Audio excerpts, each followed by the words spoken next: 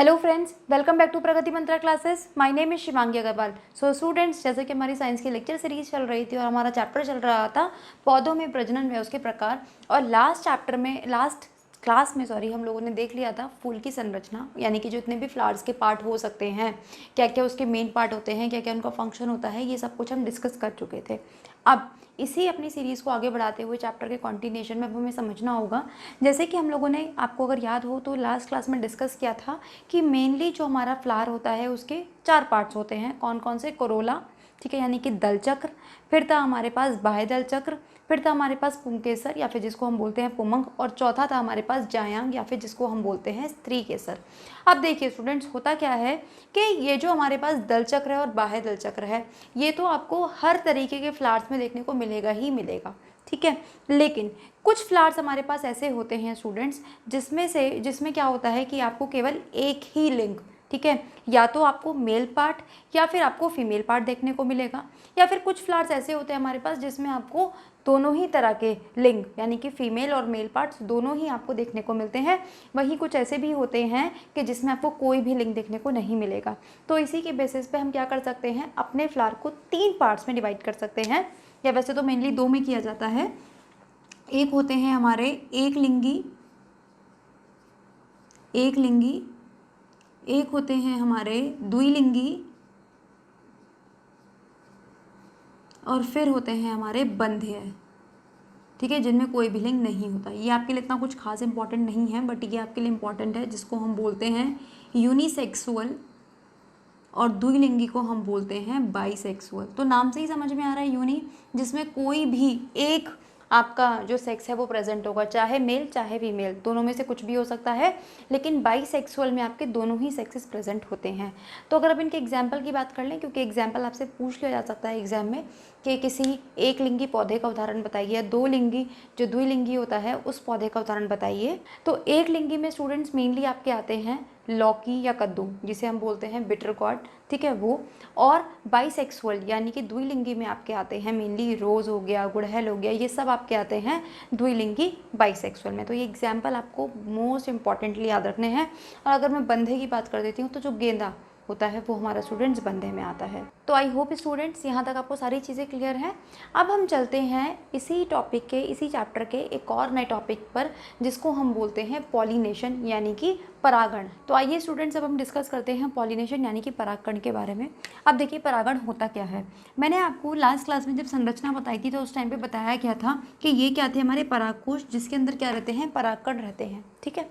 तो अब क्या होता है, जब इनमें परागकण हमारे बहुत सारे रहते हैं, तो इन्हीं परागकणों का, ठीक है, इन्हीं परागकणों का वर्तिकाग्र तक पहुंचना, ठीक है, इन्हीं परागकणों का वर्तिकाग्र तक पहुंचना ही क्या कहलाता है, पॉलिनेशन यानी कि परागण कहलाता है। यानी कि जब ये जो परागकण होते हैं छोटे छोटे, ये कहाँ पहुंच जाते हैं, ये पहुंच जाते हैं हमारे वर्तिकाग्र के ऊपर। इसी प्रोसेस को हम क्या बोलते हैं, इसी प्रोसेस को हम बोलते हैं परागण। अब देखिए स्टूडेंट्स, अब बात आती है कि जो परागण होता है ये 2 टाइप्स का होता है। कौन सा? एक तो होता है हमारे पास सेल्फ पॉलिनेशन, जिसको हम बोलते हैं स्वपरागण, और एक होता है हमारे पास क्रॉस पॉलिनेशन, जिसको हम बोलते हैं पर परागण, पर परागण, ठीक, क्या बोलते हैं, पर परागण। तो देखिए अब नाम से ही समझ में आ रहा है सेल्फ और क्रॉस में। सेल्फ में क्या होता है कि एक ही प्लांट की पॉलन ग्रेन है और वो उसी प्लांट के वर्तिकाग्र तक पहुंच रहे हैं, तो हमने क्या कर दिया, हमने उसको बोल दिया सेल्फ पॉलिनेशन यानी कि स्वपरागण। लेकिन अगर यही प्रोसेस किसी और प्लांट के साथ हो रहा होता है, मतलब अगर इस प्लांट के, इस पौधे के, इस पुष्प के जो परागकण हैं वो किसी दूसरे पौधे के वर्तिकाग्र तक, दूसरे पुष्प के वर्तिकाग्र तक पहुंच जाते हैं, तो उसे हम क्या बोलते हैं, पर परागण। दोबारा एक्सप्लेन करती हूँ, क्या बताया मैंने आपको कि अगर मान लो एक ही फ्लावर है, ठीक है, एक ही हमारे पास पुष्प है, इसी के परागकण कहाँ पहुँच गए, वर्तिकाग्र तक पहुँच गए, तो इसको हमने क्या बोल दिया, इसको हमने बोल दिया स्वपरागण। और जब यही, मान लीजिए मेरे पास एक यही पुष्प है, एक ये पुष्प दूसरे पौधे के किसी पुष्प के पास अपने अपने परागकण को पहुंचा देता है तो उसको हम बोलते हैं परपरागण यानी कि क्रॉस पॉलिनेशन।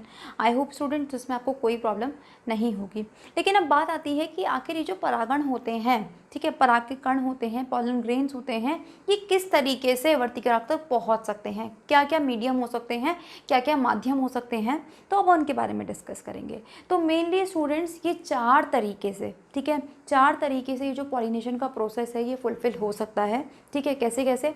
पहला एयर के थ्रू, दूसरा ये हो सकता है वाटर के थ्रू यानी कि जल के माध्यम से, तीसरा हो सकता है इंसेक्ट्स के माध्यम से यानी कि कीटों के माध्यम से, और चौथा ये हो सकता है कृत्रिम रूप से यानी कि आर्टिफिशियल रूप से, या फिर इसी को एक नाम और बोलते हैं हम कि ह्यूमन बींग्स के द्वारा।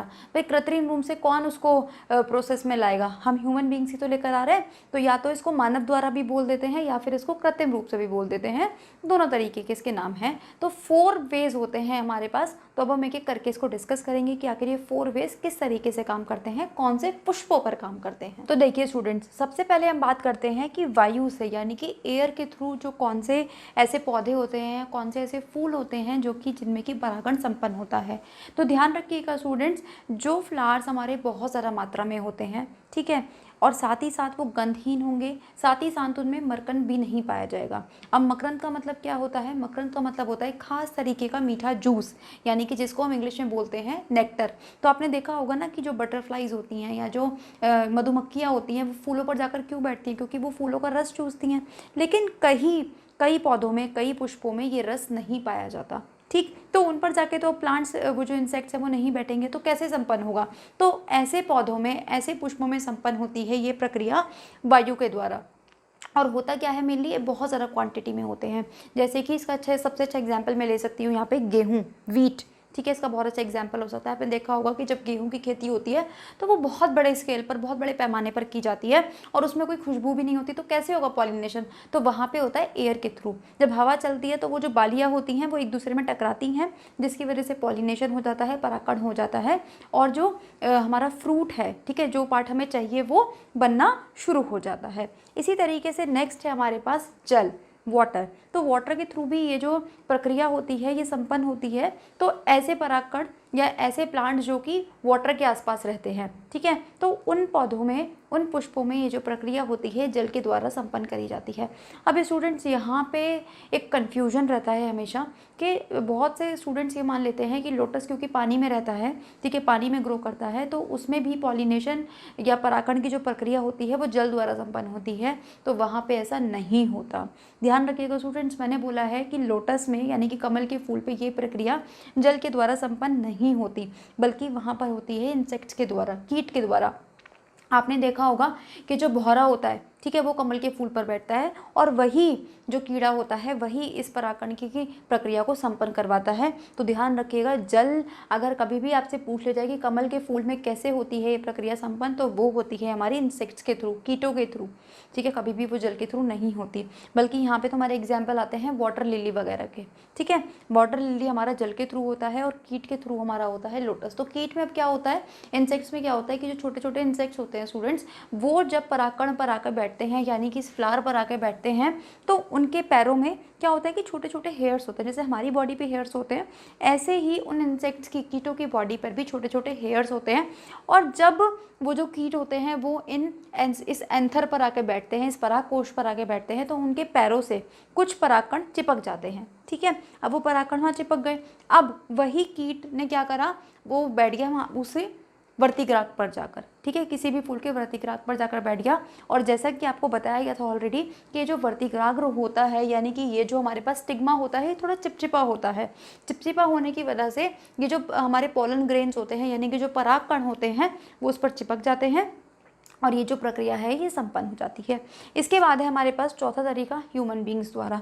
तो ह्यूमन बींग्स द्वारा कैसे किया जाता है, लैब्स में किया जाता है, ठीक है। हम चाहते हैं कि किसी प्लांट का अगर क्रॉस पॉलिनेशन करवाना तो ये लैब्स में संपन्न करवाया जाता है, इसे ही हम बोलते हैं ह्यूमन बींग्स के थ्रू। तो ये 4 प्रकार से हम क्या कर सकते हैं, अपनी परागण की जो प्रक्रिया है इसको हम संपन्न करवा सकते हैं। तो आई होप स्टूडेंट्स ये जो पॉलिनेशन का टॉपिक था ये भी आपको यहाँ पे पूरा का पूरा समझ में आया होगा। अब इसी फ्लावर से रिलेटेड एक और प्रोसेस है जिसको हम बोलते हैं निषेचन यानी कि फर्टिलाइजेशन। तो आइए स्टूडेंट्स, अब हम समझते हैं फर्टिलाइजेशन की प्रक्रिया को। अब आपने देखा था कि ये जो हमारे पराग के कण होते हैं, छोटे छोटे पॉलन ग्रेन्स होते हैं, ये इस वर्तिग्राह तक आ गए, ठीक है। अब इसके बाद क्या होता है कि जब ये पॉलन ग्रेन्स हमारे स्टिग्मा तक पहुंच जाते हैं, उसके बाद ये क्या करते हैं, इस ट्यूब से होते हुए, इस पॉलन ट्यूब से होते हुए, पराग नली से होते हुए ये पहुँचते हैं अंडाशय में। और अंडाशय में इन्हें क्या मिलता है, अंडाशय में इन्हें मिलते हैं ओवम यानी कि अंडे, ठीक है। और वहाँ जाके जब ये फ्यूज़ कर लेते हैं, इसी प्रोसेस को हम क्या बोलते हैं, फर्टिलाइजेशन बोलते हैं। अब एक एक करके समझते हैं कि किस तरीके से क्या यहाँ पे काम हो रहा है, ठीक।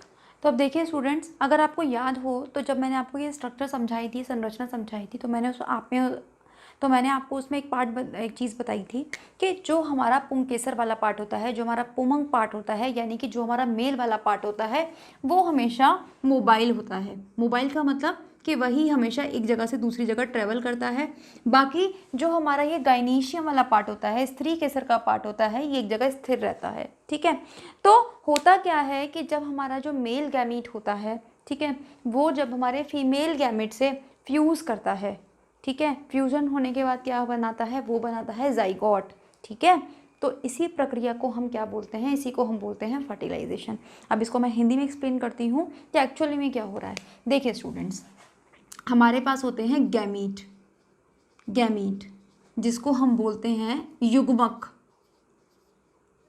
इसके नाम पे ज़रूर ध्यान दीजिएगा, युग्मक। अब ये एक होते हैं मेल और एक होते हैं फीमेल, यानी कि एक होते हैं हमारे पास नर और एक होते हैं मादा, ठीक है। अब अगर मैं यहाँ पे नर युग्मक की बात करती हूँ प्लांट्स के केस में, तो ये होते हैं हमारे परागकण, परागकण। और अगर मैं मादा की बात करती हूँ यहाँ पे, तो ये जो ओव्यूल्स हैं यहाँ पे स्टूडेंट्स, अंड है, ये हमारे होते हैं क्या, फीमेल गैमेट, यानी कि मादा युग्मक होते हैं, ठीक है। अब आपने देखा कि ये जो पॉलन ग्रेन से यहाँ पे पहुँच गए, इसके बाद यहाँ पे चिपक गए। अब चिपकने के बाद ये इस पॉलन ट्यूब के थ्रू, यानी कि पराग नली के थ्रू, ये कहाँ पहुँचते हैं, अंडाशय में। और अंडाशय में पहुँचने के बाद ये क्या कर लेते हैं, ये हमारे जो अंडा होता है, ठीक है, अंड होता है, मादा का युग्मक होता है, उससे क्या कर लेते हैं, फ्यूज़ कर जाते हैं, उससे मिल जाता है। और क्या बना लेते हैं स्टूडेंट, ये फ्यूज़ करने के बाद, ये दोनों फ्यूज़ करने के बाद बना देते हैं ज़ाइगोट, ज़ाइगोट यानी कि जिसको हम बोलते हैं युग्मज, युग्मज। और इसी प्रक्रिया को हम क्या बोलते हैं, निषेचन बोलते हैं, फर्टिलाइजेशन बोलते हैं। ध्यान रखिएगा स्टूडेंट्स, एनिमल्स में भी, ह्यूमन बींग्स में भी बिल्कुल इसी तरीके से जो हमारी प्रक्रिया होती है वो चलती है। हमारा वहाँ पे क्या हो जाता है कि जो मेल होता है वो हमारी स्पर्म, और जो फीमेल हमारा गैमीट होता है वो हो जाता है हमारा ओवम, ठीक। जब ये दोनों फ्यूज़ करते हैं, स्पर्म और वो ओवम फ्यूज़ करते हैं, तो क्या बनता है, ज़ाइगोट बनता है।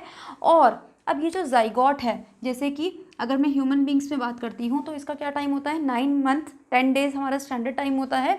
तो जब तक ये जो बच्चा है, ठीक है, ये माता के गर्भ में रहता है, उसे हम बोलते हैं एक स्पेशल नाम से, जिसको हम बोलते हैं भ्रूण, भ्रूण, ठीक, यानी कि एम्ब्रियो। सेम यहाँ पे भी इसी तरीके से इसको भी क्या बोला जाता है, एम्ब्रियो बोला जाता है। अब जैसे कि जो प्लेसेंटा के थ्रू, ठीक है, उस बच्चे को क्या मिलता रहता है, फूड मिलता रहता है मदर की बॉडी से, सेम इस तरीके से यहाँ पे भी जो प्लांट अपने लिए फूड बनाता है, वो जो फूड है वो किसको मिलता रहता है, उस एम्ब्रियो को मिलता रहता है। और जब हम देखते हैं कि एम्ब्रियो बड़ा होने के बाद क्या बना देता है, हमारे लिए फ्रूट बना देता है, ठीक है स्टूडेंट्स। तो ये हमारे पास पूरा प्रोसेस होता है किसका, फर्टिलाइजेशन का। अब यहाँ पे एक खास बात होती है स्टूडेंट्स कि केवल एक टाइम में, ठीक है, 2 परागकण ही, 2 पॉलन ग्रेन्स ही अंदर जा सकते हैं, ठीक है।